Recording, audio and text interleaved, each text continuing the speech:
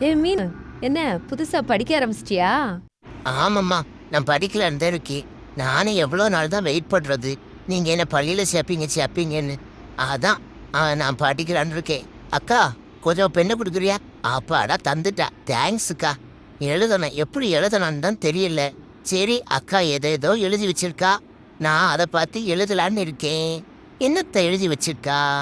ம் யாரும் என்கிட்ட வந்து நோட்டைய பெண்ணே பிடுங்கக்கூடாது, நான் பத்திரமா வச்சிருப்பேப்பா. அட அட அட, அம்மா வேற என்ன வீடியோ எடுத்துட்டு இருக்கா. நீ எடுமா, நீ எடு, நான் அழகா படிக்கிறேன். என்ன பாசியா இருக்கும், ஒன்றும் புரிய மாட்டேங்குத. ஏதோ ஏதோ எழுதி வச்சிருக்கா. சரி, எதுக்கும் நம்ம படுத்து நடந்தாலும் படிச்சு பார்ப்போமா, இல்லைன்னா நோட்டை பிடிங்கி போடுவா இவா. என்ன ஒன்றும் தெரிய மாட்டேங்குது. நானும் இந்த பக்கம் சுற்றி வைக்கேன், அந்த பக்கம் சுற்றி வைக்கேன், இல்லை ஒரு எழுத்தை எனக்கு புரிய மாட்டேங்குது.